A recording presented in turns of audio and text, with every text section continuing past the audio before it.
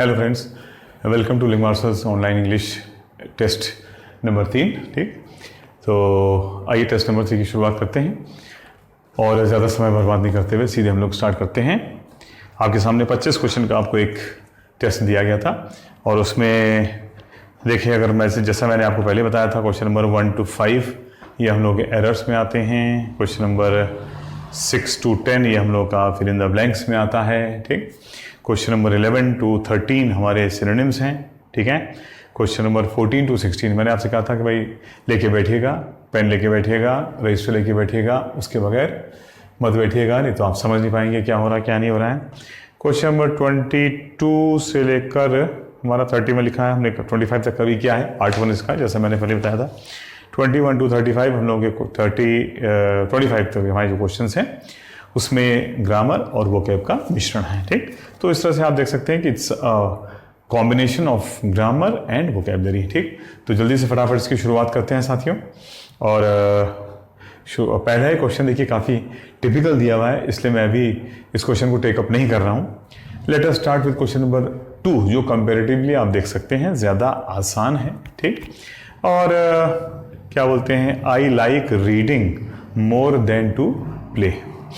अब मैं आपसे क्या बताऊं, ठीक है, अब मैं आपसे क्या बताऊं साथियों, इस क्वेश्चन का आंसर आप अच्छी तरह से जानते हैं क्या होना चाहिए।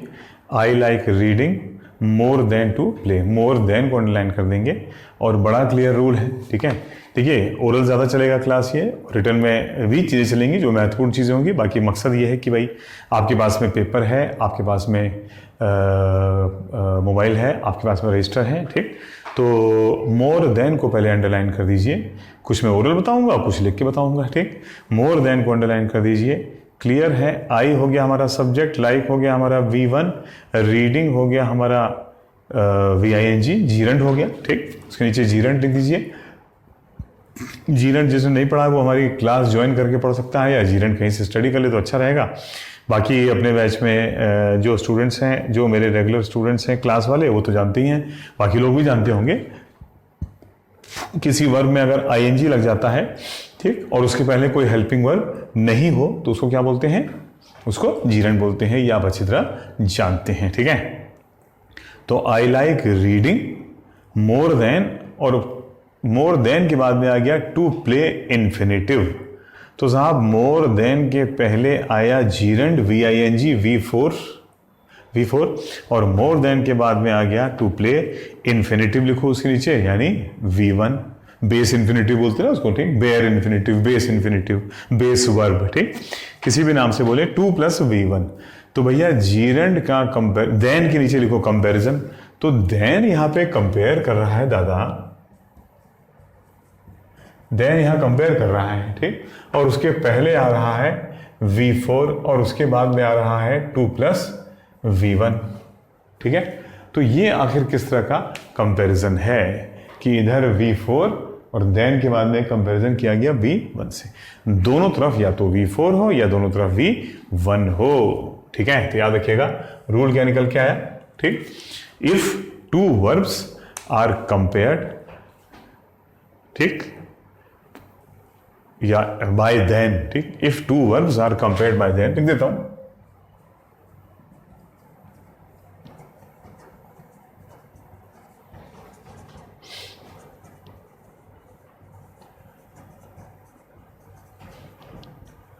फटाफटी में लिखते हैं साहब।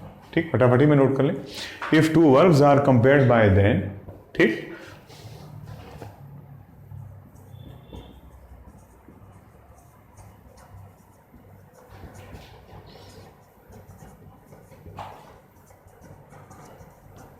ठीक, ये मेरा बनाया हुआ रूल है। ठीक, both should be of same form. तो दोनों का जो फॉर्म है, दोनों का जो रूप है वो बराबर होना चाहिए, दोनों का फॉर्म जो है वो बराबर होना चाहिए। ठीक है, तो if two verbs are compared by than both should be of the same form. तो दोनों का जो फॉर्म है, दोनों का जो रूप है वो सेम होना चाहिए, ये बोलता बस ये रूल छोटा सा। ठीक है, ठीक है, इतनी बात समझ में आ गई। तो यहां पे हम लोग देखते हैं, यानी क्लियर है कि देन यहाँ पे सपोज कहीं किसी को क्या कर रहा है, कंपेयर कर रहा है। अगर देन कंपेयर कर रहा है और इधर V1 है तो इधर भी V1 ही होना चाहिए। अगर इधर V4 है तो इधर भी V4 ही होना चाहिए। जैसे यहाँ V4 था तो यहाँ भी V4 ही होना चाहिए था। तो आइए इसको कर लेते हैं कंप्लीट। ठीक, तो क्या हो जाएगा भाई, उल्टा तो चलेंगे नहीं, इन्फिनेटिव के हिसाब से तो जीरेंट को चेंज करेंगे नहीं। तो क्या हो जाएगा, आई लाइक, आई हो गया सब्जेक्ट, लाइक हो गया V1, फिर रीडिंग हो गया जीरेंट, और फिर आ गया मोर देन, जिसने कंपेयर किया तो सीधी सी बात है उसके आगे जीरेंट का कंपैरिजन जीरेंट से ही हो जाएगा, टू प्ले के बजाय हो जाएगा ये प्लेइंग। आप लोग जानते भी होंगे। तो आई like reading more than playing, मैं पसंद करता हूँ, ठीक, मैं पसंद करता हूँ पढ़ना मोर देन प्लेइंग, खेलने के बजाय। ठीक, जीरेंट का मतलब क्या होता है, ना, ने, नी। ठीक, खेलने के बजाय मैं पढ़ना पसंद करता हूं, ये इतना बोल रहा है। ठीक है, ये बात समझ में आ गई सबको, पॉइंट क्लियर है भाई। ठीक, तो आगे बढ़ते हैं साथियों। क्वेश्चन नंबर 3 पे आ जाते हैं। The old lady swooned V2। swooned का मतलब होता है बेहोश हो जाना, गिर पड़ना, लड़खड़ा जाना, गिर पड़ना। ठीक, द ओल्ड लेडी swooned यानी जो बूढ़ी स्त्री थी वो लड़खड़ाई, बेहोश हो गई। ठीक, लड़खड़ा के मतलब गिर पड़ी, बेहोश हो गई, बिल्कुल सुन्न हो गई। बट को अंडरलाइन किया जाए, बट वॉज सून। ठीक, बट वॉज सून लेकिन बहुत जल्द ही। ठीक है, बट वॉज सून लेकिन बहुत जल्द ही रेस्टोर्ड एट सेंसेस। ठीक, रेस्टोर्ड का मतलब है रीस्टोर, 2 वर्ड से मिलकर बन रहा है। लिखते चलिएगा फटाफट, सब चीज लिखते चलिएगा। रीस्टोर यानी फिर से स्टोर कर देना, वापस स्टोर कर देना, यानी वापस उसी स्थिति में ले आना। But was soon restored. अब ये याद रखिएगा भैया, रेस्टोर के साथ में कभी भी प्रपोजिशन एट नहीं आएगा, बल्कि रेस्टोर्ड टू। ठीक, की स्थिति में वापस लाना। क्या हो जाएगा, रेस्टोर वर्ब के साथ में अगर कोई प्रपोजिशन आएगा तो वो क्या आ जाएगा, टू प्लस ऑब्जेक्ट। ठीक, रेस्टोर्ड टू, यहां पे लिखा रेस्टोर्ड टू सेंसेस, यानी उसको वापस सेंसेस में लाया गया, उसको वापस उसके सेंसेस में लाया गया।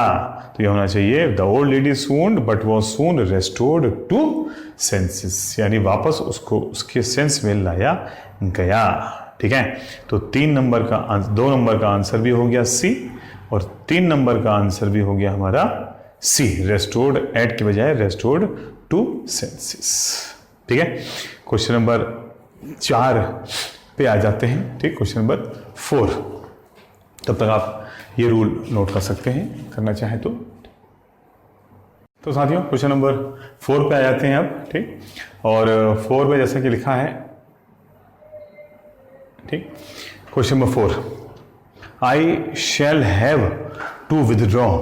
ठीक है, आई शैल हैव, आई, अच्छा देखिए, आई हो गया हमारा सब्जेक्ट, शैल हो गया हमारा हेल्पिंग वर्ब, हैव टू का मतलब है करना पड़ेगा, आपको मालूम है अच्छी तरह से। ठीक, बहुत ज़्यादा देखिए मैं हर चीज़ के ऊपर ध्यान दूंगा तो ये एसटी नहीं होगा, फिर ये एक पर्टिकुलर क्वेश्चन रह जाएगा, फिर एक क्वेश्चन हम लोगों का 10 से लेकर के 15 मिनट का समय ले लेंगे। ठीक, इसलिए जो मैं बताता जा रहा हूँ उसको आप सुनते जाइए, वैसे भी ये रिकॉर्डेड है तो आप दोबारा फिर इसको देख सकते हैं। ठीक, अगर आपका मन करे कि यार फिर से मैं एक बार देखना चाहता हूँ तो आप उसको दोबारा एक बार फिर से देख सकते हैं। ठीक है, तो I shall have to withdraw, have to का मतलब है करना पड़ेगा, हैज, हैव, हैड टू का मतलब क्या होता है, कंपल्शन।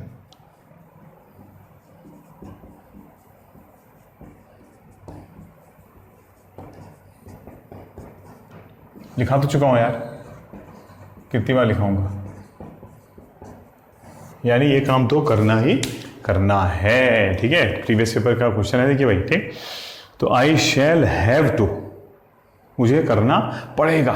ठीक, I shall have to withdraw, withdraw जो आप करते हैं पैसा निकालना। ठीक, I shall have to withdraw, मुझे विड्रॉ करना ही पड़ेगा, निकालना ही पड़ेगा फ्रॉम माई सेविंग्स, अपनी सेविंग्स से, अपनी बचत से। ठीक, याद रखिएगा सेविंग वर्ड को जब हम लोग एज नाउन यूज करते हैं, रूल याद रखिएगा मेरे लाल, ठीक, नोट करते चलो। सेविंग वर्ड को जब हम लोग एज नाउन यूज करते हैं तो उसमें हमेशा एस लगता है, लहरा का आया है, एस लगता है, और वो ऑलवेज प्लूरल रहता है, याद रखना। ठीक है, देखो मेरे भाई सेविंग, ये तो V4 भी हुआ, वर्ब का fourth form, save, saved, saved, saving, saves. ठीक, एक मिनट, तो ये अपने आप में V4 भी हुआ। ठीक, लेकिन सेविंग को हम लोग एज नाउन भी यूज करते हैं, लेकिन सेविंग को नहीं।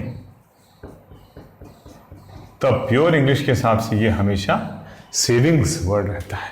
Now this is noun, meaning same होता है। ये हो गया बचाना, अरे भाई ING आ रहा है, जीरन आ रहा है कि नहीं आ रहा है, ठीक। और ये हो गया नाउन है तो उसका मतलब हो गया बचत। ठीक है, बचत। और तब ग्रामर क्या कहती है कि सेविंग अगर एज नाउन आएगा तो वो हमेशा, क्या बताया मैंने, हमेशा एस का प्रयोग करेगा, and it is always plural.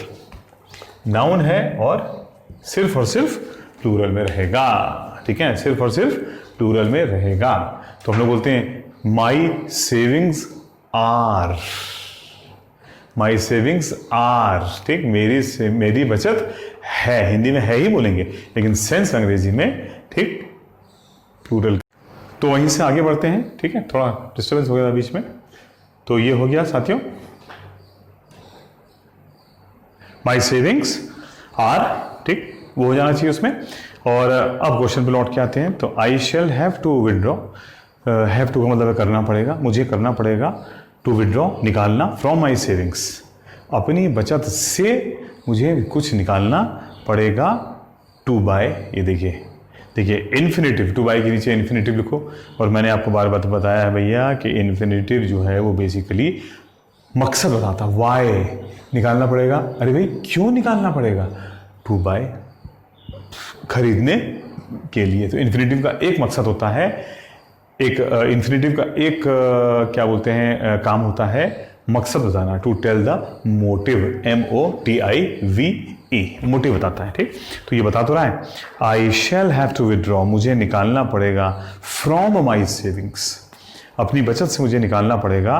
क्यों भाई, टू बाय, खरीदने के लिए, अ न्यू कार, एक नई कार खरीदने के लिए मुझे पैसा निकालना पड़ेगा। ये तो सेंटेंस हो गया। आपको आंसर दिया गया है शायद 4, ठीक, मैंने दिया है 4, लेकिन मुझे पर्सनली ये है कि इसका आंसर होना चाहिए कायदे में आंसर नंबर 1। आखिर ऐसा क्यों? सॉरी, आपको आंसर क्या दिया गया है, सॉरी 1 ही दिया गया है। ठीक है, चेंज हुआ, मेरा मतलब है आंसर चेंज हुआ है ये।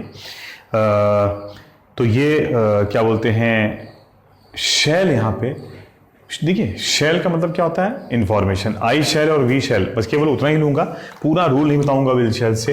ठीक,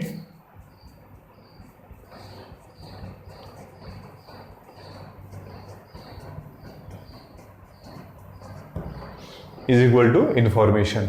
ठीक, बस जितना बताऊंगा उतना ही, जितना क्वेश्चन की जरूरत है। ठीक, इज इक्वल टू,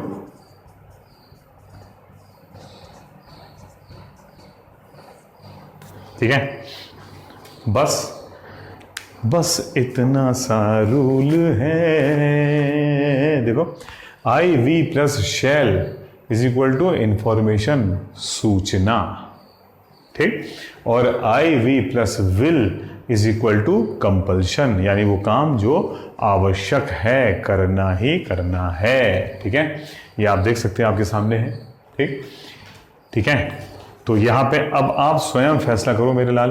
ठीक, कि यहाँ पे ये क्या एक सूचना दे रहा है कि नई कार खरीदने के लिए मुझे सेविंग से पैसा निकालना है, या हैव टू उसको एक मजबूरी, एक उसको हैज हैव हैड टू जो है, अरे ये तो बताया नहीं, compulsion, has have had to एक कंपल्शन दे रहा है कि नहीं ये काम तो करना पड़ेगा।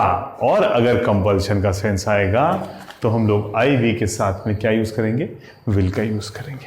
तो इसको शैल हैव टू नहीं, इसको होना चाहिए आई विल हैव टू। ये काम मुझे पैसा यार निकालना ही पड़ेगा अगर मुझको नई गाड़ी लेनी है, तो क्या करें, मजबूरी है। और जहां मजबूरी का सेंस आ गया वहां आई वी के साथ में विल लग जाएगा। आई वी का मतलब फर्स्ट पर्सन, ठीक है। तो ये रहा हमारा 4 नंबर का answer number 1। I will have to withdraw from my savings, मुझको अपने सेविंग्स में से, ठीक, विदड्रॉ करना पड़ेगा to buy a new car, एक नई कार खरीदने के लिए, ठीक। आइए आगे बढ़ जाते हैं फटाक से साथियों, नंबर 5 पे, फिर लौट के 1 पे आऊंगा, ठीक। The whole block of flats, ठीक है, the whole block of flats including 2 shops, यानी पूरा ब्लॉक ऑफ फ्लैट्स जिसमें करीब 50, 100, 150 फ्लैट थे, या जितने भी होंगे 30, 40, 50, और उनमें 2 दुकानें भी थी, वर डिस्ट्रॉयड इन फायर, वो आग की भेंट चढ़ गए, वो नदी, वो फायर में, आग में बर्बाद हो गए थे। लेकिन माफ करिएगा, ठीक, हमको तो सेंटेंस से मतलब नहीं है भाईजान, हमको मतलब है सिर्फ ग्रामर से। हमारा सब्जेक्ट वर्ब क्या है जरा देखिए भाईजान, ऐसा करिएगा, इसमें द के नीचे लिखो आर्टिकल, ठीक, सब्जेक्ट क्या है हमारा, होल हो गया हमारा एडजेक्टिव, ब्लॉक हो गया हमारा सब्जेक्ट, ऑफ के नीचे लिखो प्रेपोजिशन, ऑफ आ गया प्रेपोजिशन, फ्लैट्स हो गया प्रेपोजिशनल का object, object of the preposition, ठीक है। ये बताने की आपको आवश्यकता नहीं है कि ऑफ जो है वो प्रेपोजिशन है और फ्लैट्स जो है वो प्रेपोजिशन का ऑब्जेक्ट है।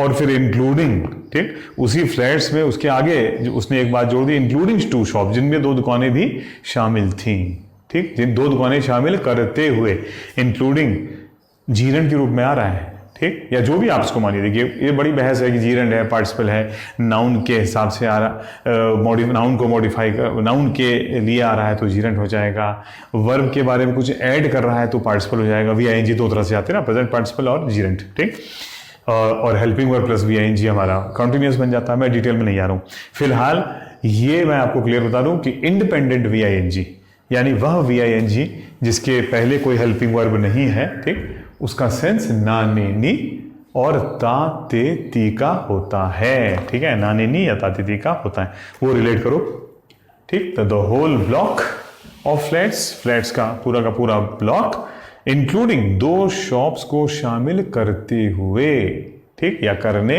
पर, ठीक है। वर डिस्ट्रॉयड, अब ये जो वर के नीचे लिखो प्लूरल वर्ब, पैसिव में भी जा रहा, वर्ड डिस्ट्रॉयड, बर्बाद हो गए थे। लेकिन ये बताओ कि ये जो वर्ड डिस्ट्रॉयड पैसिव में जाकर के प्लूरल हो रहा है, ये क्या बर्बाद हुआ है, इसका सब्जेक्ट क्या है, सिंगुलर या प्लूरल, जाके देखो मेरे शेर। ओ, ऑफ तो प्रेपोजिशन है और फ्लैट्स प्रेपोजिशन का ऑब्जेक्ट हो गया, इंक्लूडिंग 2 शॉप्स उसी का पार्ट हो गया। तो यार सब्जेक्ट तो बचा जो ऑफ से पहले आ रहा है बिल्कुल स्टार्टिंग में, और वो है ब्लॉक। ब्लॉक है हमारा सब्जेक्ट, उसके नीचे लिखो सब्जेक्ट और ब्रैकेट में सिंगुलर। आपका सब्जेक्ट सिंगुलर है तो आपका वर्ब प्लूरल कैसे हो सकता है? तो हमारा आंसर आ गया, the whole block of flats including 2 shops was destroyed in fire, क्योंकि फायर में जो डिस्ट्रॉय हुआ है वो सब्जेक्ट हुआ है होल ब्लॉक, पूरा का पूरा ब्लॉक। बाकी सब सूचनाएं हैं क्योंकि सब प्रपोजिशन के बाद में आ रहा है, ठीक। ब्लॉक हमारा सब्जेक्ट हो गया, ज्यादा टाइम वेस्ट नहीं करूंगा, ठीक है। ये रहा हमारा क्वेश्चन नंबर 5। गलती है नंबर 2 में, बी में, जिसमें वर्क हट करके उसी जगह पे वॉज डिस्ट्रॉयड हो जाएगा सब्जेक्ट ब्लॉक के हिसाब से, ठीक है। अब लौट के आते हैं साथियों क्वेश्चन नंबर 1 पे। अब 1 पे आते हैं, he feels subject plus V5, वह महसूस करता है, हिज ट्रबल्स, वह महसूस करता है कि उसकी समस्याएं, की नहीं लगा है, दैट एक की वहां पे लगा सकते हैं मन करे तो, और नहीं तो ग्रामर कहती है कि आप दैट की वाले दैट को अवॉइड कर सकते हो, ठीक, अगर सेंटेंस सेंस दे रहा है, मतलब वो ग्रामेटिकल एरर नहीं माना जाएगा, ठीक। ही फील्स हिज ट्रबल्स, ठीक। ये देखिए बहुत कंट्रोवर्शियल क्वेश्चन है, ठीक। इसके कई आपको हर जगह पे अलग अलग आंसर मिल जाएंगे, आपको हर जगह अलग अलग इंटरप्रिटेशन मिलेंगे, और मैंने खुद इस पे अभी जब आपको ये एसटी दिया, इस बीच में, इस 48 घंटे में शायद, और शायद 72 घंटे में मैंने भैया पूरी रिसर्च कर डाली है, ठीक। तो मुझे क्लियर है कि क्या है क्या नहीं है, लेकिन सवाल ये कि इसमें 2-2, 3-3 गलतियां नजर आ रही हैं, और हैं भी, लेकिन कुछ होती हैं जो गलतियां होती हैं और कुछ होती हैं जो ये कहा था कि ट्रेडिशनली गलत है लेकिन चल जाएगा, ठीक। तो मैं आपको बताता हूँ, देखिए क्या है। पहली गलती तो जो उसमें मिल रही है साथियों वो है ही फील्स दैट, दैट हो गया, ब्रैकेट में दैट लिख दो, ही फील्स दैट, वह महसूस करता है कि, ये फिर वही बात हो गई, यहां दैट होता तो अच्छा था, तुम दैट होता तो अच्छा था, दैट ना होता तो अच्छा नहीं है लेकिन गलत भी नहीं है, ठीक। हिज ट्रबल्स हो गया हमारा सब्जेक्ट नंबर, अच्छा सॉरी नहीं मैं गलत बता गया, सॉरी, ये दैट काट देना, ये ऑब्जेक्टिव के रूप में आ रहा है क्योंकि आगे कोई दूसरा नया सेंटेंस नहीं आ रहा है, ठीक है, वेरी सॉरी। तो ही हो गया हमारा सब्जेक्ट, फील्स हो गया हमारा वर्ब, ठीक, वह महसूस करता है, और ये ऑब्जेक्ट हो गया हिज ट्रबल्स, क्या महसूस करता है, उसकी समस्या, फिर समस्याओं के बारे में लिखा हुआ है हिज ट्रबल्स एज मच और इवन मोर। देखो भैया, एज आएगा फिर एक एडजेक्टिव आएगा तो फिर एक एज आएगा ही आएगा, ठीक, कायदे में जो होना चाहिए। मैंने काफी रिसर्च की तब ये पाया कि नहीं, एज मच अपने आप में एक फ्रेज के रूप में नहीं लिया जाता है। एज मच आपको मीनिंग मिल जाएगा लेकिन जब वो सेंटेंस में यूज होगा तो वो एज साथ में जुड़ा रहेगा, दूसरा वाला भी, ठीक है। इसलिए गलती चेंज करके 2 हो जाएगी इसकी। फिर लास्ट में क्या गलती है वो मैं अभी आपको बता रहा हूं। He feels his troubles as much as, उतनी ही, और इवन मोर, और का मतलब या, और के नीचे लिखो या, इवन के नीचे लिखो भी, और मोर के नीचे लिखो और ज्यादा, या उससे भी ज्यादा, रिलेट करो, ठीक। वह महसूस करता है, उसकी समस्याएं as much as is equal to, यानी बराबर हैं, और या इवन भी, मोर और ज्यादा हैं देन के मुकाबले, या और भी ज्यादा है के मुकाबले, किसके मुकाबले, देन दे। अब ये देखिए पढ़ने में और लग रहा है, बहुत रिसर्च, वेबस्टर देखा, कॉलिंस देखा, ठीक, ऑक्सफोर्ड देखा, कैम्ब्रिज देखा, सारे, मैंने किसी को छोड़ा नहीं, ठीक। 4-5 जो बड़े पब्लिकेशन, छोटे मोटे की बात नहीं कर रहा हूं मैं, इंग्लिश ग्रामर, यूनिवर्सल ग्रामर और इंग्लिश टीचर, ठीक, इंटरनेशनल साइट्स जो है उनकी बात नहीं कर रहा हूं, लेकिन जो प्योर इंग्लिश वाले 4-5, वेबस्टर हो गया, हमारी मरियम वेबस्टर आपने देखा होगा, साइट पर जाइएगा, कॉलिंस देखिएगा, ठीक, कैम्ब्रिज देखिएगा, ऑक्सफोर्ड देखिएगा, और आपका कॉलिंस हो गया, ऑक्सफोर्ड हो गया, वेबस्टर हो गया, कैम्ब्रिज हो गया, और एक आध जो बेस्ट पॉसिबल जो हम लोगों के इंग्लिश के लैंग्वेज सिखाने वाले, ग्रामर सिखाने वाली साइट्स हैं। साइट्स क्या, मतलब ट्रेडिशनल इंग्लिश यही सिखाती हैं, ठीक। तो उनका ये कहना था कि भैया एज मच अपने आप में एक वर्ड होता तो, एक फ्रेज होता है, लेकिन इसका यूजेज एज के साथ ही में होता है, यानी एक सेकेंड एज आपको लेना ही पड़ेगा, एज मच एज, उतना ही जितना। पहला एज का मतलब उतना, दूसरा एज का मतलब जितना।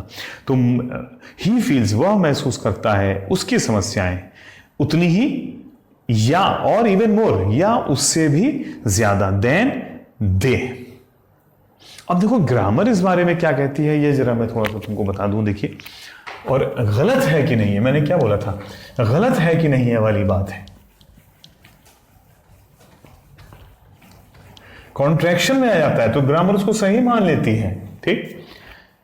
देखिए थोड़ा सा समय लगेगा इसमें, इसको समझने में, लेकिन आगे के लिए क्लियर हो जाएगा कि भैया ये रूल ऐसे चलेगा, ठीक।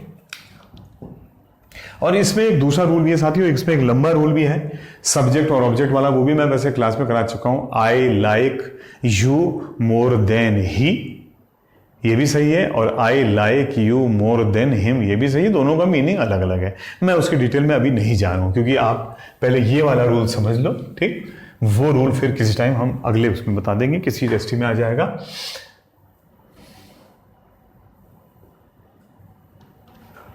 मैं वही ले रहा हूं।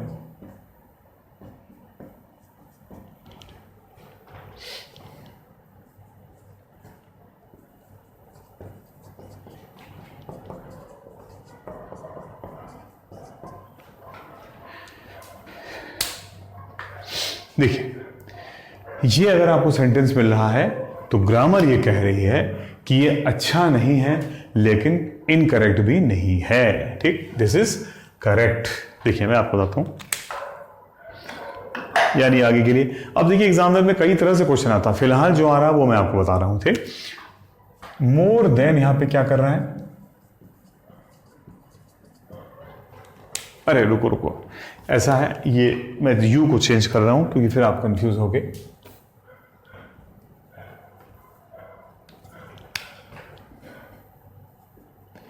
मैं इसको चेंज कर रहा हूँ, ये तो आपको कन्फ्यूज़न होगा, है ना।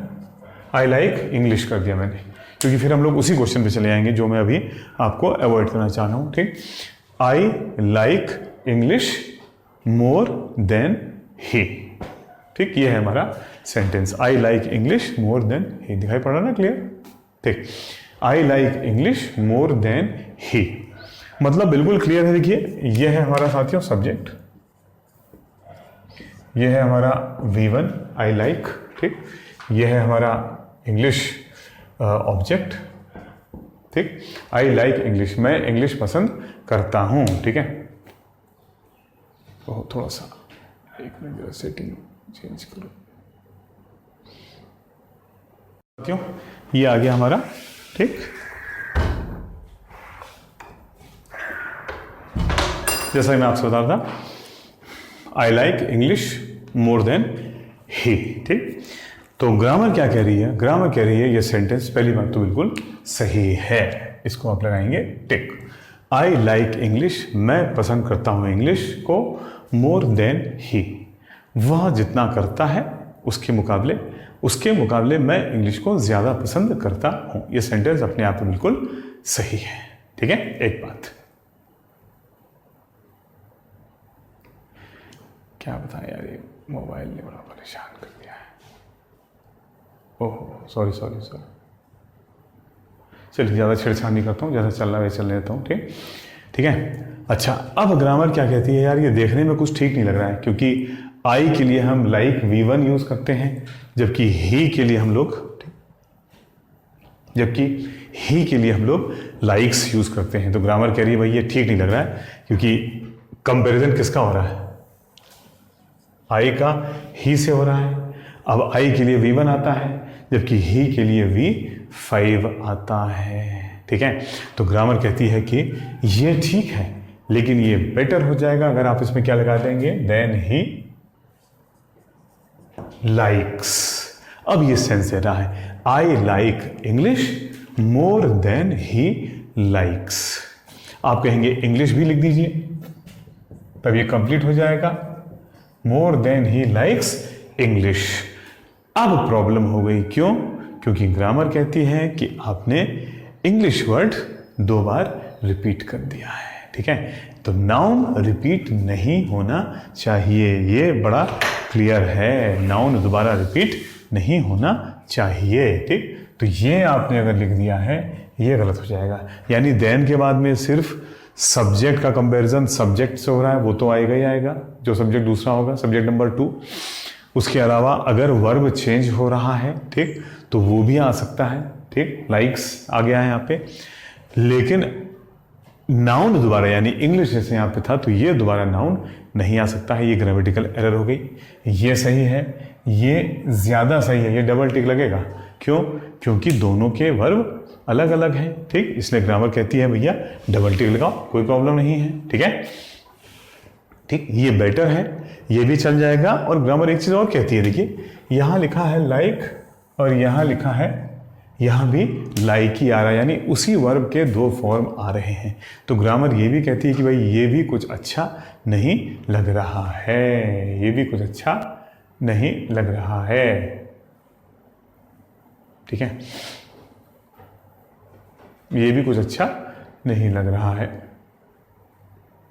एक मिनट, ठीक है, ये भी कुछ अच्छा नहीं लग रहा है, ठीक। थोड़ा सा डार्क हो रहा होगा, कोई बात नहीं, वो फ्लैश ही नहीं आ रहा, हिलता हुआ थोड़ा सा, ठीक। तो वो कह रहे हैं अगर वो लाइक्स अच्छा नहीं लग रहा तो उसी जगह पे क्या यूज़ करते हैं भैया, इसकी जगह पे डू का कोई फॉर्म यूज़ करते हैं, डू, डज, डिड में से कोई एक यूज़ कर लेते हैं, ठीक। तो लाइक्स है तो उसके लिए क्या यूज़ कर दिया गया, डस। ये भी सही है। लो, हो गया ना कंफ्यूजन, ठीक। तो ग्रामर बिल्कुल क्लियर है, मैं बता रहा हूं। देन के बाद में ओनली सब्जेक्ट या ऑब्जेक्ट, सही, ठीक। देन के बाद में only subject object plus verb, सही, ठीक। और देन के बाद में सब्जेक्ट प्लस डू का कोई फॉर्म अकॉर्डिंग टू सेंटेंस, वो भी सही। ठीक है। तो ये तो भाई एक बार में बात होगी। अब आप इससे ज़्यादा मैं एसटी में बता नहीं पाऊंगा, वरना तो ये आधे पौन घंटे का पूरा एक लेक्चर लग जाएगा। आपको एक काम दिया जाता हूँ, आप साथियों ऐसा करो कि ज़रा इस सेंटेंस में पढ़ के एक नंबर में बताओ कि क्या क्या ऑप्शन हो सकते हैं सही। गलती देखिए मैंने आपको क्लियर बता दी, गलती मैंने आपको क्लियर बता दी है कि he feels his troubles as much as और इवन मोर देन को अंडरलाइन कर दिया, मोर देन के नीचे कंपैरिजन लिख दो, ये कंपेयर कर रहा है, ठीक है। मोर देन कंपैरिजन हो गया, और फिर उसके बाद में क्या आ गया, दे को सीधे लिंक कर दो ही से, उधर ही सब्जेक्टिव फॉर्म, इधर दे सब्जेक्टिव फॉर्म, टिक सही है, ये सही है। दे के अलावा और इसमें क्या आ सकता था, ठीक, सब्जेक्ट के देन के बाद में सब्जेक्ट आ सकता है, सब्जेक्ट प्लस वर्ब आ सकता है, ठीक है। रूल ये हो गया ना, देखिए देन के बाद में, ठीक, उसमें भी कई फॉर्मेट है, than as conjunction, than as preposition, छोड़ दो फिलहाल मैं बता रहा हूं। देन के बाद में क्या आ सकता है, than plus subject, than plus subject plus verb, ठीक। और तीसरा देखिए ये रूल मैंने खड़े खड़े बना दिया यहाँ पे, then plus subject plus do does या did according to this subject, खड़े खड़े रूल बना दिया भाई साहब, ठीक है। मतलब रूल बना हुआ है, लेकिन उनको एक सॉर्टिंग करके लिख दिया, ठीक। ये आप नोट कर लो साथियों। देन प्लस सब्जेक्ट आ जाए तो भी चलेगा, ही सही है, ठीक, पहला। दूसरा than plus subject plus verb, अगर वर्ब चेंज हो रहा है तो प्रेफर करो, अगर वर्ब चेंज हो रहा है, ग्रामर इस बारे में खामोश है, लेकिन वर्ब चेंज हो रहा है तो आप जरूर यूज करो। ये डबल टिक है, ही सब्जेक्ट आया और लाइक्स वर्ब आ गया है, वर्ब नंबर 2 सही है, डबल टिक लगा, देखिए ये डबल टिक लगा है, ठीक। या तीसरा फॉर्मेट आ गया, देन प्लस सब्जेक्ट प्लस, क्योंकि वो कह रहा है यार लाइक भी वर्ब है जो एक बार आ चुका है, तो आप उसकी जगह पे डू डज डिड लगा सकते हो, लगा दिया डू डज डिड, ये भी डबल टिक, यानी ये दोनों इक्वल हैं, ठीक, और ये परफेक्ट है और ये चल जाएगा। इसलिए हमारा आंसर, अब समय ज़्यादा नहीं लूंगा, इसलिए हमारा आंसर यहाँ पे आ सकता है देन दे, ये भी सही है, देखो एक नंबर पे लौट के आओ। देन के बाद में दे लगा है वो भी सही है, देन के बाद में दे लगाकर फील लिखो वो भी सही है, ठीक। और देन के बाद में दे के बाद देन के बाद में दे के बाद फील के बजाय क्या लिखोगे, फील V1 होता है, तो डू का V1 फॉर्म क्या होता है, डू ही होता है। देन दे डू, वो भी सही है। 3 सही फॉर्मेट हो गए इसके साथियों, 3 सही फॉर्मेट, ठीक है। तो ये रहा हमारा क्वेश्चन नंबर 1, ठीक है। अब आगे बढ़ जाता हूँ, काफ़ी समय ले लिया, देखिए करीब 10 मिनट ले लिए सेंटेंस ने, ठीक। तो ये थोड़ा टिपिकल था, अभी ये आधा ही हुआ, अब इसमें बहुत चीज़ें बची हुई हैं इसी वाले क्वेश्चन में, लेकिन अभी जितना आ रहा है उतना बता रहा हूँ। फिर साथियों हम लोग आते हैं क्वेश्चन नंबर, मैं सोच रहा हूँ कि आपको, हाँ क्वेश्चन नंबर ये बताएं 22 से 25 हम लोग देख रहे थे। तो क्वेश्चन नंबर 22, द विजिटर, आगंतुक, आने वाला, विजिटर विजिट करने वाला, अराइव के बाद में हमेशा क्या आता है, एट, विलेज, पर्टिकुलर प्लेस और इन प्लस सिटी और कंट्री, ठीक है। बता चुका हूं, चलो एक बार शॉर्ट में बता देता हूं फटाफट, इसको मिटा ही देता हूं जल्दी से, ये आपने नोट कर ही लिया होगा, ठीक है। देखो भाईजान, बिल्कुल ऑफलाइन की तरह पढ़ा रहा हूं भैया, ठीक, बल्कि उससे थोड़ा धीमे, क्योंकि वहाँ फिर भी हम लोगों के पास में टाइम का एक लिमिटेशन रहता है, ठीक। आपको भी घर जाना होता है, घर जाके रोटी बनानी है, खाना बनाना है, बहुत सारी चीज़ें हैं। ज़्यादातर लोग रूम में ही रहते हैं, और यहाँ पे तो आप घर में बैठे हैं, कुछ तो लेटे हुए सो रहे हैं, आराम से देख रहे हैं, ठीक। तो खैर मैं क्या बता रहा था आपको, क्या बता रहा था मैं आपको, हाँ अराइव, जल्दी से लिख लेते हैं समय बर्बाद ना करते हुए। ओहो,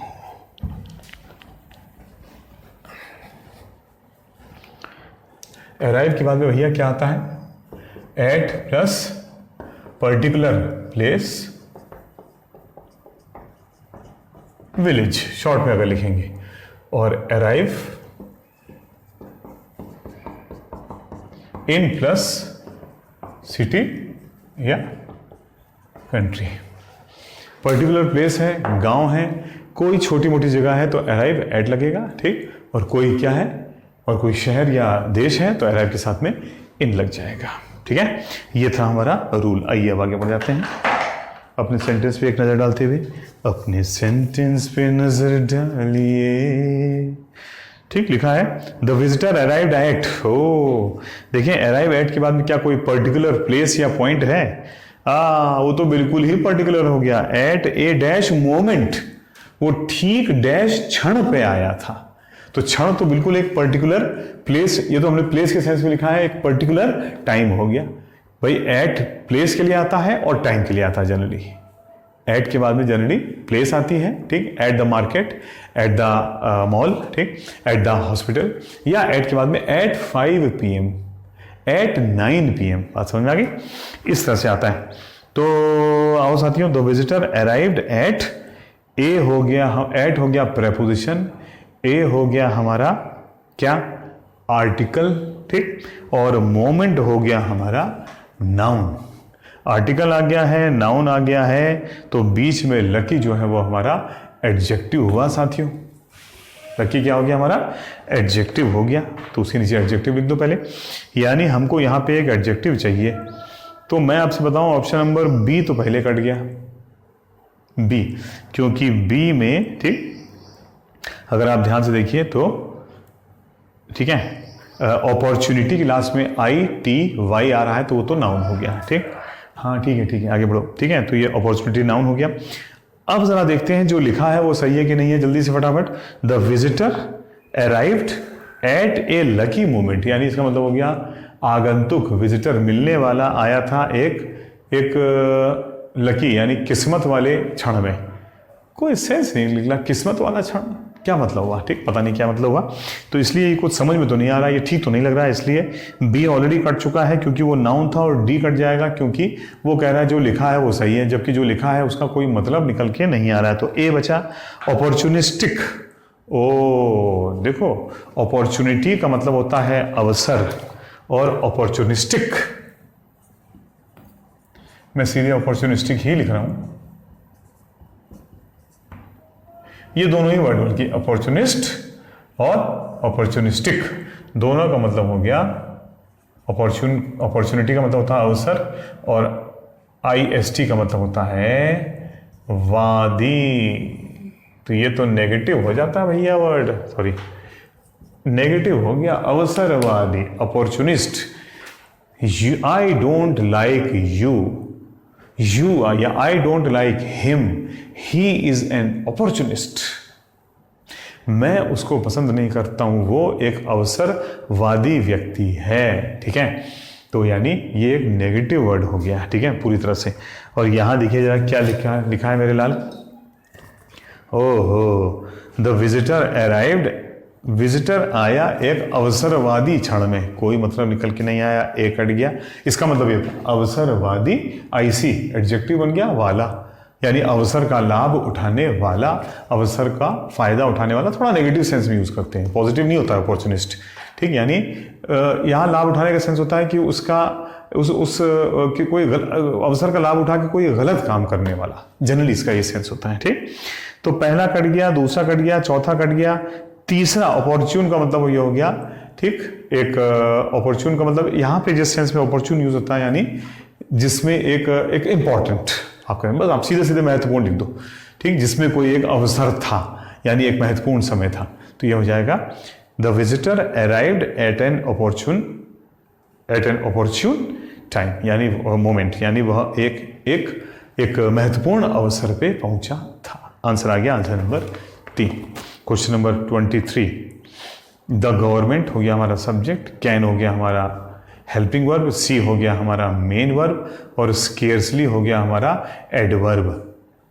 कैन सी स्केर्सली, देखिए पढ़ने में ही थोड़ा ऑड लग रहा है, can helping verb, see main verb और फिर स्केर्सली एडवर्ब आ रहा है। हालांकि एडवर्ब वर्ब से पहले भी आ सकता है, बाद में भी आ सकता है और दोनों के बीच में भी आ सकता है। जनरली एडवर्ब अगर हेल्पिंग वर्ब और मेन वर्ब हैं तो दोनों के मध्य में आता है साथियों, ठीक है।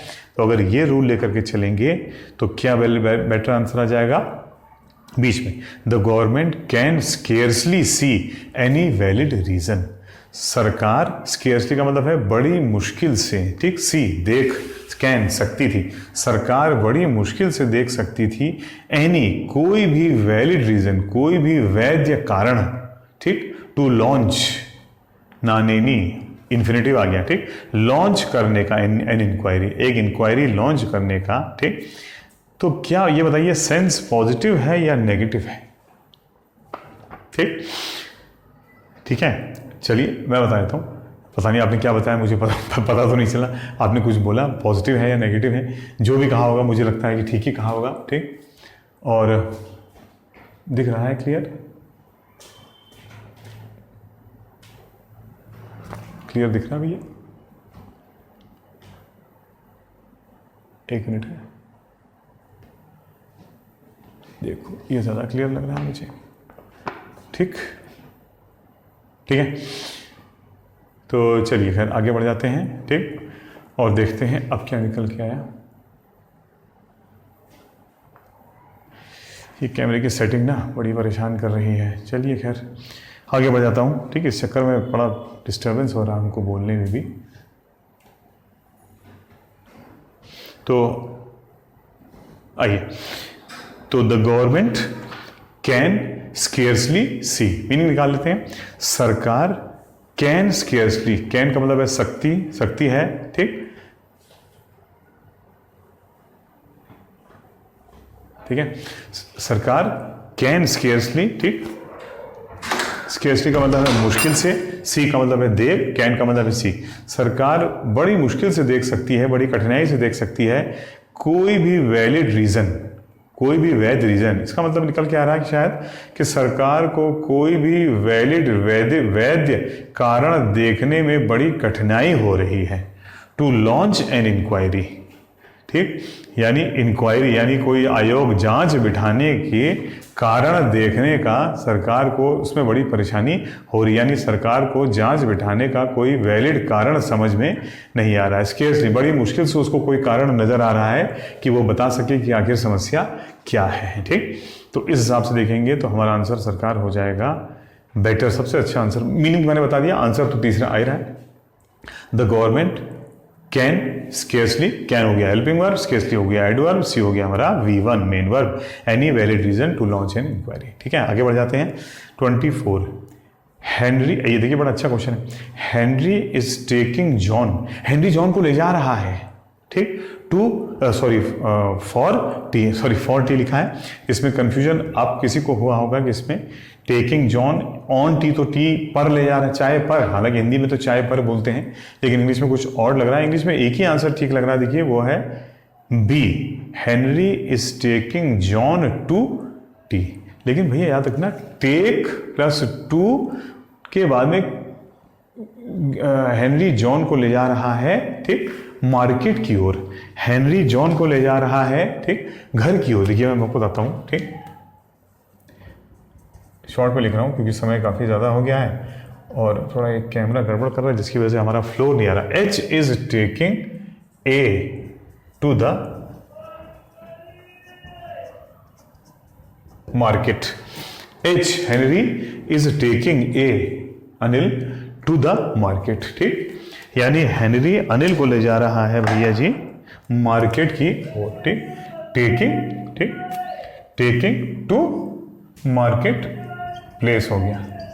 किधर ले आ रहा है? हेनरी अनिल को मार्केट की ओर ले आ रहा है। यानी भैया सीधा सा रूल यह है कि टेक टू के बाद में तो कोई प्लेस आनी चाहिए, टेक टू के बाद में तो कोई प्लेस आनी चाहिए, ठीक। I took you to the railway station, मैं तुमको रेलवे स्टेशन ले गया था। Anil took me to his house, Anil मुझको अपने घर ले गया था, ठीक। और यहां पे देखिए क्या लिखा हुआ है, Henry is taking John to tea, अगर हम लोग बी लगा देते हैं तो टी कोई स्थान तो है ही नहीं। अगर यहां लिखा था टू टी स्टॉल, तब टू ही लगता कि हेनरी जॉन को ले गया है चाय की दुकान की ओर, लेकिन टी का मतलब है वो चाय पिलाने ले गया उसको, तो टी कोई प्लेस नहीं है, बल्कि टी तो अपने आप में एक नाउन हो गया भैया। ठीक, तो अब जरा देखते हैं फॉर टी जो लिखा था उसका क्या मतलब निकल के आ रहा है, जरा चेक करो। Henry is taking John, Henry John को ले जा रहा है फॉर टी, चाय के लिए। फॉर के नीचे लिखो एम, आखिर हेनरी को जॉन के ले जाने का मकसद क्या है, चाय के लिए ले जा रहा है, यानी चाय पिलाने के लिए वो उसको ले जा रहा है। यानी जो सेंटेंस लिखा है वो बिल्कुल सही है, उसमें कोई प्रॉब्लम नहीं है। क्वेश्चन नंबर 25 पे आते हैं। The medicines made miracles and healed me in 2 days। भैया ठीक, फ्रेज होता है, टू मेक मिरेकल नहीं हो जाता है। ठीक, एक फ्रेज होता है, लिखो लाला, ये फ्रेज होता है। ठीक, मेन फ्रेज ये होता है। ठीक, मिरेकल का मतलब होता है कमाल। ठीक, और वर्क का मतलब होता है का काम करना। ठीक, टू वर्क मिरेकल, कमाल का काम करना। ठीक है, यह हो सकता था टू डू, डू का मतलब भी करना ही होता है। To do, it has done miracles for the society. ठीक, Anil has done miracles for the society, Anil समाज के लिए कमाल का काम कर चुका है। ठीक, या अनिल हैज वर्कड मिरेकल्स, वो बेटर रहेगा। ठीक है, तो फ्रेज क्या होता है साथियों, ऊपर वाला टू वर्क मिरेकल, यानी कमाल कर देना, छा जाना, छा गए गुरु, छा गए। ठीक, अब जरा देखते हैं क्वेश्चन क्या था। द मेडिसिन्स, ठीक है, अच्छा सॉरी बी है तो ऑप्शन सीधा सीधा दिया हुआ। ठीक, द मेडिसिन्स वर्कड मिरेकल्स, यानी दवाइयों ने कमाल कर दिया था। एंड हील्ड मी, एंड को अंडरलाइन करो लाली दिशान, देखो सारे रूल रिवाइज करते चलो जो भूलते चले हो। ठीक, एंड को अंडरलाइन करो मेरे भाई, और है हील्ड के नीचे भी लिखो V2। बस सेंटेंस लिखूंगा तो टाइम लग जाएगा। V2 भाई, एंड के बाद में क्या होता है, एक नया वर्ब आता है और उसी बात को आगे बढ़ाया जाता है। सब्जेक्ट को रिपीट नहीं किया जाता है जनरली, जब तक कोई मजबूरी ना हो जाए। देखिए यहाँ पे क्या हुआ, यहाँ पे पहला सेंटेंस था the medicine made worked miracles, यानी दवाई ने कमाल कर दिया था। ठीक, एंड फिर वहीं से एंड के ऊपर फिर आप शॉर्ट में लिख दोगे मेडिसिन्स, है ना, ब्रैकेट में, ताकि आपको याद रहे। And the medicines, subject repeat हुआ है, एंड द मेडिसिन्स हील्ड मी, और दवाइयों ने मुझे दुरुस्त कर दिया था। हील का मतलब क्या होता है, इलाज करना। ठीक, घाव को भर देना, और मुझे ठीक स्वस्थ कर दिया था इन 2 days, 2 दिनों में। ठीक है, तो वही उसी सब्जेक्ट को लेकर के दो बातें हो रही हैं। मेडिसिन ने कमाल किया है और ठीक कर दिया है, तो कमाल किया है के लिए वर्कड आ गया वर्ब V2। ठीक, और एंड के बाद में हील्ड आ गया दूसरा वर्ब V2। दोनों वर्ब सेम चलेंगे जनरली। ठीक, क्योंकि उसी बात को आगे बढ़ाया जा रहा है। ठीक है, तो ये था हमारा क्वेश्चन नंबर 25। अब बचते हैं साथियों क्वेश्चन नंबर 6 से 10। ये मैं आज कर लूंगा भैया। ठीक, क्योंकि बहुत कैमरे ने भी बहुत उसको परेशान कर दिया है। आपको तो लग रहा होगा कि हम लोग आधे घंटे से बात कर रहे हैं, लेकिन आप विश्वास नहीं करेंगे, इतना टाइम कम से कम हो चुका है। ठीक, इतना टाइम हो चुका है और अभी तक मैं 10 क्वेश्चन कर पाया हूँ। ठीक, अब क्या करें, बार बार गड़बड़ी हो जा रही है। आप देख रहे हैं बीच में कट भी आ रहे हैं, वरना हमारे कैमरे में नॉन स्टॉप चलता था। 2, 1 सवा घंटे का एक और 1 सवा घंटे का दूसरा। चलो खैर, अब कोशिश करता हूँ कि ये पार्ट सेकंड वाला फटाफट हो जाए भैया। भाई क्वालिटी भी आपको अपनी तरफ से बेस्ट पॉसिबल दूंगा, जैसा व्हाइट बोर्ड दिखाई पड़े आपको। ठीक है, अच्छा आप मेरा स्टूडेंट हो तो भाई उसको किसी प्रकार से कोई असुविधा नहीं होनी चाहिए। चलो खैर, question number 6, he was dash about whether to do it or not. ओ, समस्या है टू डू इट, करना, और नॉट या न करना। अब देखिए, इसमें कई किताब में आप जाएंगे, कई जगह पे आप जाएंगे और आप मीनिंग देखेंगे, तो मैं आपसे बताऊं सी को छोड़कर बाकी इसके तीनों आंसर होते हैं। मैं बताऊं, ए एम्बिगियस का मतलब कंफ्यूजिंग, लिखो कंफ्यूजिंग। जरा बताओ क्या ये आंसर हो सकता है। He was confused, he was ambiguous, वो एम्बिगियस कंफ्यूज था about whether to do it or not, कि इस काम को करूं या ना करूं। एम्बिग्यूअस। ठीक, एम्बी वाले वर्ड में एक साथ लिखा दूंगा किस दिन। ठीक, 5-6-7 वर्ड है, ज़्यादा नहीं है।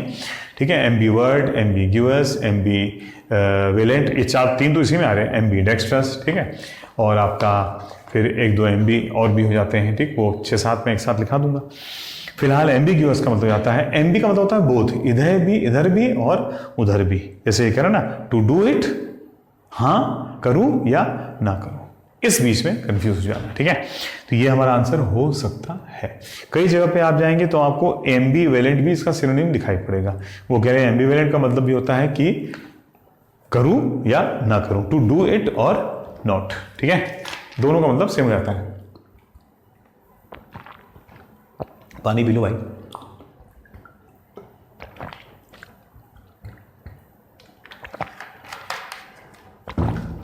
ठीक है, to do it or not. सी कहता है साथियों, इधर देखो मिस्टर, कहां खो गए? एम्बीडेक्स्ट्रस। एम्बीडेक्स्ट्रस का मतलब दोनों ही हाथों से चित्रकारिता, दोनों ही हाथों से लिखने वाला, उभय हस्त निपुण, इसको बोलते हैं उभय हस्त निपुण, यानी दोनों ही हाथों से बराबर काम करने वाला। एमबी में बाय लग गया ना, बी आई, बाय का मतलब दोनों, ठीक, बोथ, बाइसिकल, बाइक, ठीक, दो, टू। तो एम्बीडेक्स्ट्रस का मतलब हो गया दोनों ही हाथों से बराबर कार्य करने वाला। और डी हो गया अनसर्टेन, अनिश्चित। तो सी तो कट गया, दोनों ही हाथों से काम करने की तो बात ही नहीं हो रही, वो तो उसको तो कंफ्यूजन ये है कि मैं काम करूं या ना करूं। तो अनसर्टेन का मतलब हो गया वो श्योर, अनश्योर, वह निश्चित नहीं था कि मैं यह काम करूं या ना करूं। अब आप बताइए कौन सा आ जाएगा? मैंने समझाने में, देखिए समझाया नहीं अभी तक, मैंने चारों का मीनिंग बताया। अब मैं आपको बिल्कुल एग्जैक्ट मीनिंग बताता हूं चारों का। देखिए एम्बीग्यूअस का मतलब होता है दोनों ही तरह की बातें करने वाला, दोनों ही तरह की बातें करने वाला, यानी हाँ भी करना और ना भी करना। यहां तो यह है कि वो कह रहा है करूं या ना करूं, ना उसका यह होता है कि ये भी सही है और ये भी सही है, ठीक, द्विअर्थी बातें करने वाला। अ पर्सन, ठीक, विद टू मीनिंग्स, वो ऐसी बात करता है जिसके दोनों ही अर्थ निकाले जा सकते हैं, ठीक, जिसके दोनों ही अर्थ निकाले जा सकते हैं, उसको बोलते हैं हम लोग एम्बीग्यूअस। भाई जैसे सपोज कहे कि भाई तुम ए को ज़्यादा पसंद करते हो या बी को, तो वो कह रहा है, वो कंफ्यूज किस तरह, वो कंफ्यूज एक्चुअली होता नहीं है, वो कंफ्यूज करता है। एम्बीग्यूअस का मतलब आता, होता भी होगा तभी कर रहा है। वो कहता है हाँ ए भी अच्छा है, बी भी अच्छा है, और ए में भी कुछ खराबियां हैं, बी में भी कुछ खराबियां हैं, ठीक। तो ये द्विअर्थी बातें हो गई, यानी इधर भी बोल रहा है, इधर भी हाँ, उधर भी हाँ, इधर भी अच्छा, उधर भी अच्छा, कुछ क्लियर नहीं, अनक्लियर, ठीक, ठीक है। तो अब डायरेक्टली हमारा, क्योंकि एम्बिग्यूअस का मतलब आता है कि जिसके मन में दो विचार चल रहे हैं कि ये भी सही और ये भी सही, यहाँ ये भी सही वो भी सही नहीं है, ये सही है और ये सही नहीं है की बात हो रही है। वहां नॉट नहीं होता, वहां ये भी यस और वो भी यस, वो होता है एम्बिग्यूअस। इसीलिए वो कंफ्यूज हो जाता है कि मैं ये करूं, सॉरी करूं या ना करूं, तो है ही नहीं कि ये सही है या वो सही है। मुझे तो लग रहा है यार दोनों सही है, या मुझे लग रहा है दोनों ही सही नहीं है, ठीक है। ये बोथ यस और बोथ नो, यस नो का प्रश्न नहीं आता उसके केस में, ठीक है। और एम्बीवेलेंट का, माफ करिएगा, जिस भी किताब में जहां भी आपने साइड पे पढ़ा है कि एम्बीवेलेंट का मतलब आता है दोनों ही तरह की बातें, गलत। वेलेंसी वर्ड को आप केमिस्ट्री में अच्छी तरह से पढ़ चुके हैं भाईजान। वेलेंसी का मतलब होता है संयोजकता, बॉन्ड, ठीक। तो एम्बीवेलेंट, ठीक है,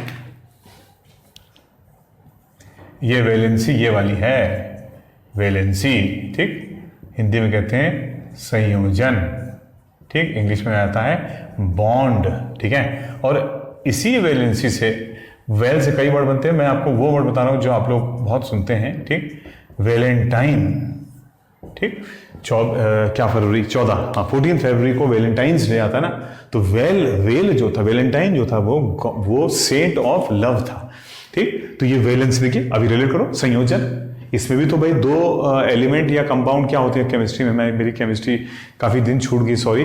दो के बीच में क्या होता है? संयोजन, जुड़ाव, संयोजकता बोलते नहीं बोलते इसको, संयोजन, संयोजकता, ठीक।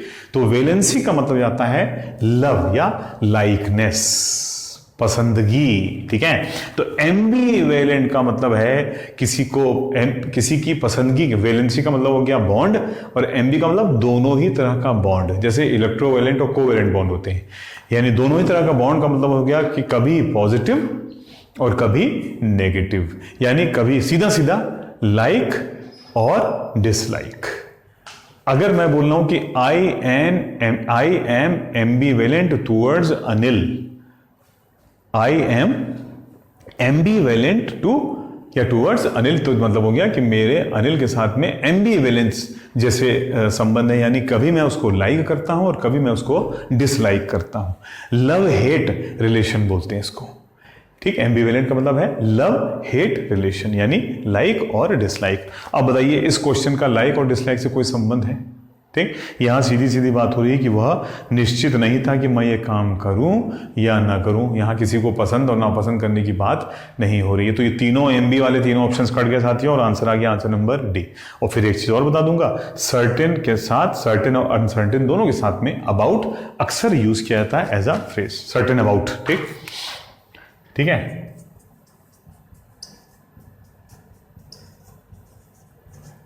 के बारे में निश्चित, और इसी का उल्टा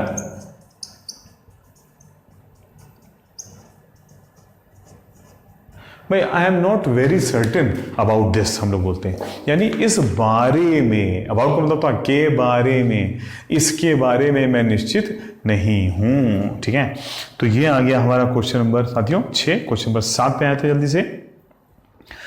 the minister dash on the petition, the minister हो गया सब्जेक्ट, ऑन हो गया प्रेपोजिशन, द पेटिशन हो गया हमारा ऑब्जेक्ट, वर्ब तो आया ही नहीं।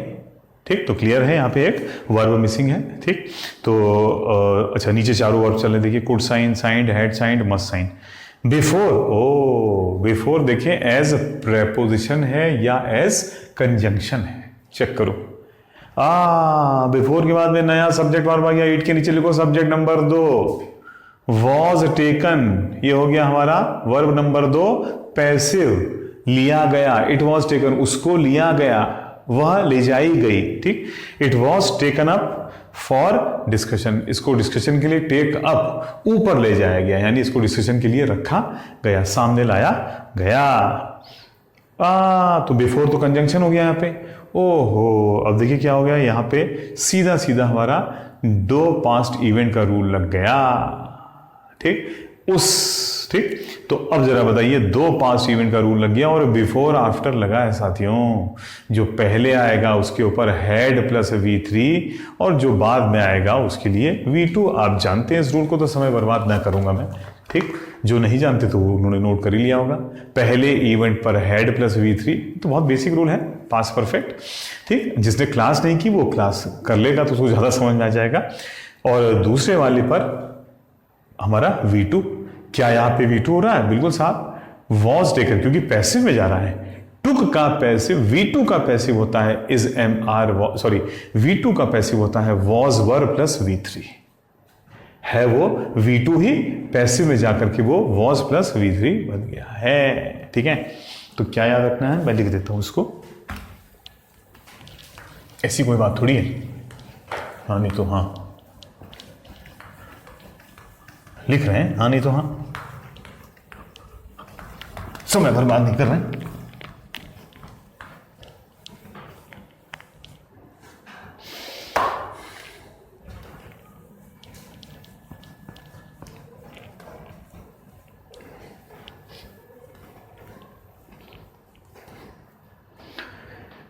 ठीक है, तो क्या रूल चल रहा है भैया, एक तो याद रखना भैया, V2 का पैसिव हो जाता है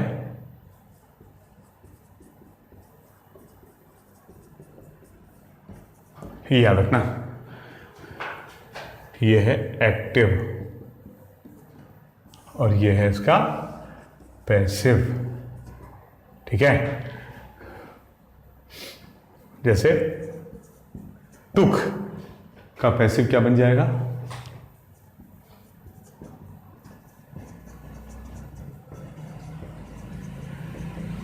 ठीक, सौ, ये भी तो V2 है, इसका पैसे बन जाएगा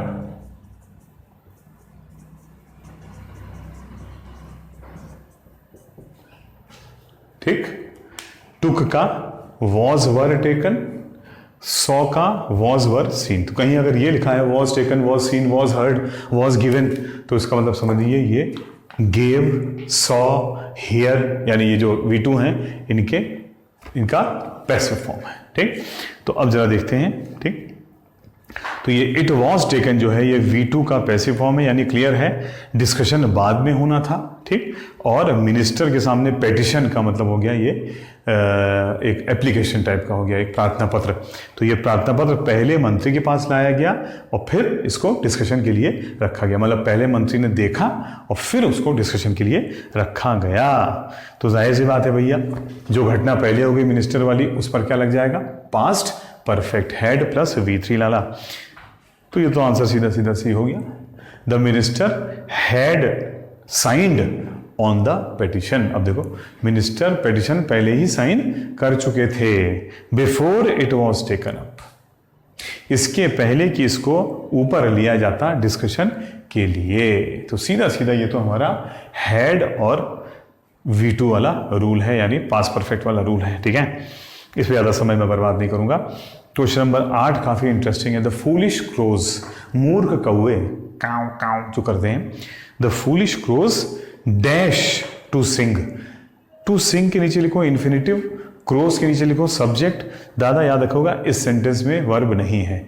इन्फिनिटिव और जीरेंट कभी भी मुख्य वर्ब या असली वर्ब नहीं होते हैं, वो केवल एक तरह के असिस्टेंट वर्ब होते हैं, हेल्पिंग वर्ब में असिस्टेंट वर्ब होते हैं, या ये कहिए सेकेंडरी वर्ब होते हैं जो कुछ और काम भी कर रहे होते हैं, लेकिन उनके अलावा एक वर्ब सेंटेंस में जरूर होगा। तो ये पॉइंट जरूर नोट कर लेना साथियों, क्या है ना। इसको मैंने अपने हिसाब से बनाया है तुम्हारे लिए। Infinitive gerunds are never main verb, they are only, हमने अपना टर्म बनाया एक सेकेंडरी, मैंने अपना टर्म बना दिया आपके लिए। आप एक सेकेंडरी वर्ब्स के रूप में काम कर सकते हैं, लेकिन वो कभी भी हमारे मुख्य वर्ब या असली वर्ब का काम नहीं करते हैं। दिखाता हूं मैं आपको कैसे। जैसे ये क्वेश्चन है, आप कंफर्म है इस बारे में। द हो गया हमारा आर्टिकल, फूलिश हो गया हमारा एडजेक्टिव, क्रोज हो गया हमारा ठीक सब्जेक्ट, और टू सिंग हो गया हमारा इन्फिनिटिव। सब्जेक्ट आ रहा है, इन्फिनिटिव आ रहा है, तो क्लियर है हमारे पास एक वर्ब होना आवश्यक है, ठीक। बिना वर्ब के सेंटेंस ये नहीं हो सकता है, ठीक। अब देखिए इसमें लिखा है क्रो, तो क्रो तो भैया क्रो का मतलब काव काव करना भी होता है, ठीक। लेकिन क्रो, ठीक है, आपका क्रो क्रो कोई सेंस नहीं हुआ, ठीक। क्रो का मतलब हो गया कौवा। फिलहाल यहाँ पे जो मीनिंग निकल के आ रहा है तो ये कट गया। बी जंप, कूदते हैं गाने के लिए, तो भाई कौवा कूदता तो नहीं है, आपने कौवे को कूदते देखा है? कौवा तो ठीक ऐसे ऐसे ऐसे करके उड़ता है, आपने देखा होगा, ठीक है। तो यानी पहला कट गया, दूसरा कट गया। टीम हमारी उधर है वो हंस रही है, ठीक, कह रही देखिए, फिर अपनी जोकरी करने लगे, ठीक है, ठीक है। तो ए कट गया, बी कट गया, सी आ गया साथियों, the foolish crows tried to sing. और आपको ये बात भी अच्छी तरह से पता है कि ट्राई के बाद में क्या पता है, कितनी बार बताया कि ट्राई के बाद में हमेशा 2+V1 यानी इन्फिनिटिव आता है और कुछ आ ही नहीं सकता है, ठीक है। तो द फूलिश क्रोज, ठीक है, नोट कर लेना बाद में, ट्राई प्लस 2+V1, ठीक। तो the foolish crows tried to sing, यानी मूर्ख कौओं ने टू सिंग गाना गाना, ठीक, गाने की कोशिश की थी, हो सकता है। और तीसरा लिखा है, चौथा लिखा है साहब, the foolish crows try to sing, ये भी हो सकता है V1, मूर्ख कौवे गाना गाने की कोशिश करते हैं। अब बताइए, अब आप लॉजिकली बताइए, मूर्ख कौओं ने गाना गाने की कोशिश की थी या मूर्ख कौवे गाना गाने की कोशिश करते हैं? अरे भैया, अगर आप इसमें ट्राई V1 लिखो, सिंपल प्रेजेंट है वो V1 है, अगर आप इसमें सिंपल प्रेजेंट V1 बता रहे हो तो आप तो उन कौओं का नेचर बता रहे हो। अब ये तो गलत बात भाई, वो यानी वो हमेशा गाना गाने की कोशिश करते हैं। मूर्ख कौवे, कौन से मूर्ख कौवे, कौन सा गाना, ठीक। तो ये सेंटेंस में गड़बड़ी हो रही है इसमें साथियों। क्या गड़बड़ी हो रही है, ठीक, हाँ, इस सेंटेंस में क्या गड़बड़ी हो रही है? इस सेंटेंस में ये गड़बड़ी हो रही है साथियों कि क्या बोलते हैं, ये नेचर बता रहे हैं, जबकि सेंटेंस के हिसाब से ये कौवों का नेचर नहीं बता रहे हैं, बल्कि ये तो ये कौवों को नेचर नहीं बता रहे हैं, बल्कि ये तो किसी खास फूलिश को, वो मूर्ख कौवों की बात कर रहे हैं जिनको शायद वो देख चुका है, ठीक। तो इसलिए आंसर दोनों हो सकते हैं, लेकिन चौथा वाला लॉजिकली ठीक नहीं लग रहा कि आप सारे कौवों को मूर्ख बता रहे हैं। अब ये तो कोई कैटेगरी नहीं हुई ना।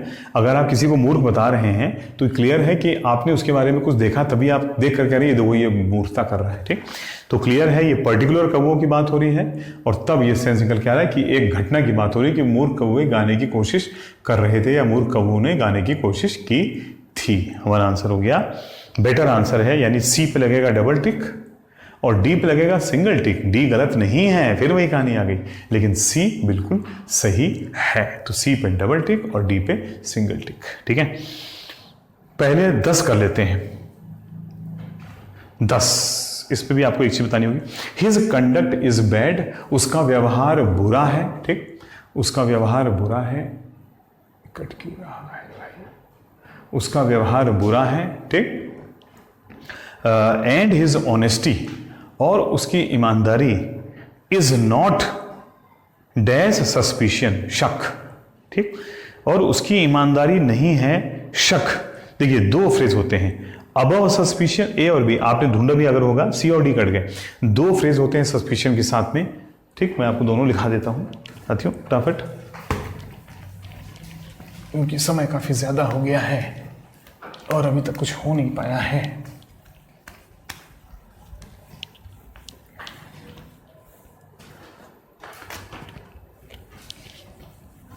देखिए काफ़ी समय लगता है, अगर आप इसको ढूंढेंगे तो आपको बहुत टाइम लगेगा। मैं आपको बिल्कुल सिंपल बता रहा हूँ, अबव सस्पिशियन और कहाँ गया, और बियॉन्ड सस्पिशियन। ठीक,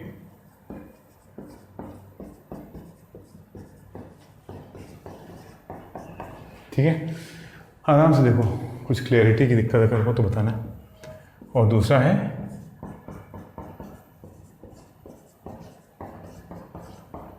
ठीक, अबव सस्पिशियन, सस्पिशियन के ऊपर है, और बियॉन्ड का मतलब जाता है सीमा के बाहर।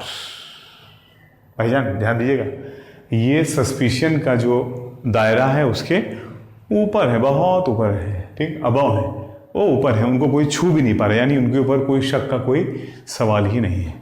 और ये साहब ये भी सस्पिशन के दायरे के बाहर, यानी सस्पिशन की एक रेंज है, एक लिमिट है, ये इस सस्पिशन की रेंज के बाहर है। अभी इनके ऊपर किसी प्रकार का कोई शक नहीं है। दोनों सिनोनिम्स होते हैं भाई साहब, लेकिन दोनों में हल्का सा फर्क आ जाएगा। अबव सस्पिशन में देखिए, ये सस्पिशन के कहाँ है, ऊपर लेवल, इनका लेवल हाई है, इन पे तो डाउट किया ही नहीं जा सकता, क्योंकि ये सस्पिशन के स्तर से बहुत ऊपर है। इनका स्तर शक वाला है ही नहीं, ये तो ऊंचे स्तर के हैं भाई, ये इस सस्पिशन के लेवल पे आते ही नहीं है। और ये बियॉन्ड सस्पिशन का मतलब है शक का जो हमारा एक घेरा है, अभी ये उस घेरे के बाहर है, हो सकता है आगे आके ये उस घेरे के अंदर आ जाए, लेकिन इन पे तो किसी प्रकार का शक हो नहीं सकता, क्योंकि अबव का मतलब है छू नहीं सकता, नो कॉन्टैक्ट। तो इन पे शक किया ही नहीं जा सकता, क्योंकि ये शक के लेवल के बहुत ऊपर है, और ये सस्पिशन की रेंज के बाहर है। रेंज बढ़ेगी तो ये दायरे के अंदर आ सकते हैं।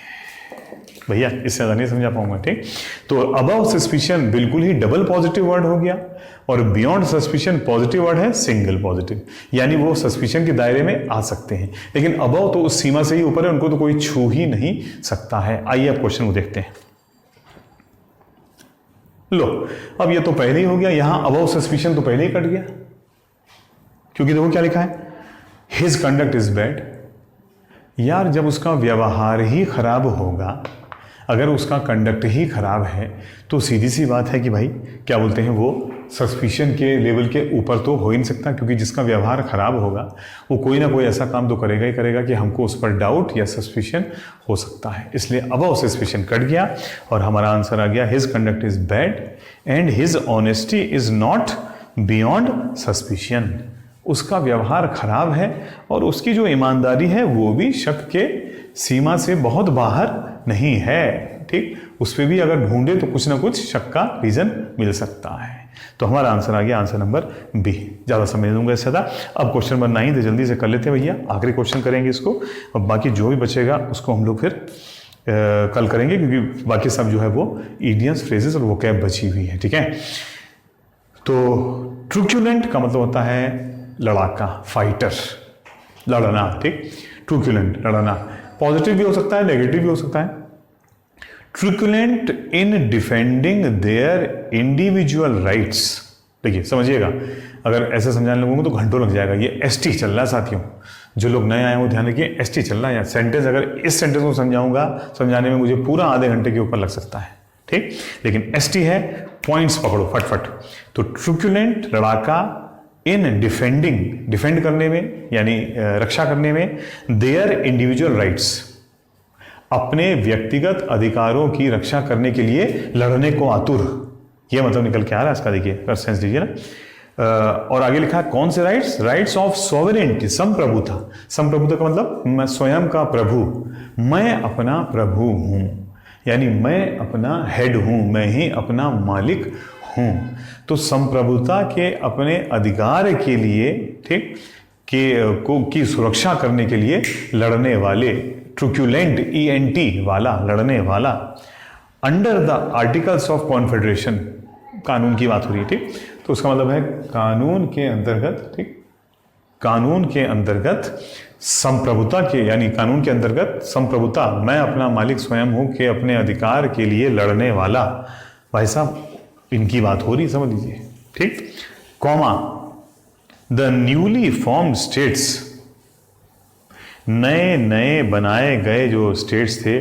भाई साहब यहाँ एक लंबा खेल है, किस दिन लंबे खेल में करेक्शन वगैरह जब आप ज्वाइन करेंगे, ऑफलाइन में अगर ज्वाइन करते हैं हमको, या जो रीज्वाइन को आप जरूर करना चाहेंगे उसमें, तब ये देखिए द हो गया आर्टिकल, फिलहाल सैंपल दे रहा हूँ, द हो गया आर्टिकल, न्यूली हो गया एडवर्ब, फॉर्म्ड हो गया पास्ट पार्टिसिपल, और स्टेट्स हो गया हमारा सब्जेक्ट। सब्जेक्ट अब आया है, अभी तक कोई सब्जेक्ट नहीं था।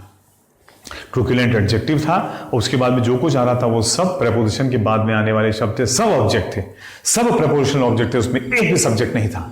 सब्जेक्ट अब आया। द न्यूली फॉर्म्ड स्टेट्स, नए नए बनाए गए राज्य।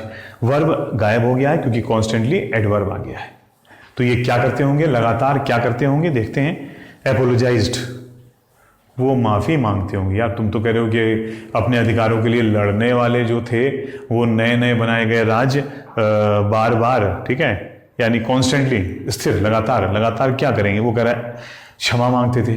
अमा भाई अगर वो क्षमा मांगता रहेगा तो वो लड़ेगा कहाँ, ठीक है, वो तो लड़ रहा है, इसका मतलब क्षमा नहीं मानते थे बल्कि वो तो लड़ते थे।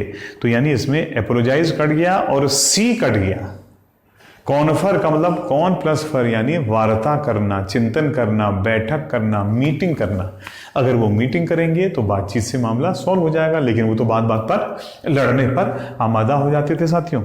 ए कट गया, सी कट गया, और डाइग्रेस वर्ड तो मैं कितनी बार लिखा चुका हूँ अपने इंट्रोडक्शन की शुरुआती में, डाइग्रेस वर्ड से करता हूँ। ग्रेस का मतलब मूव, चलना, और डाई का मतलब अलग, अलग दिशा में जाना।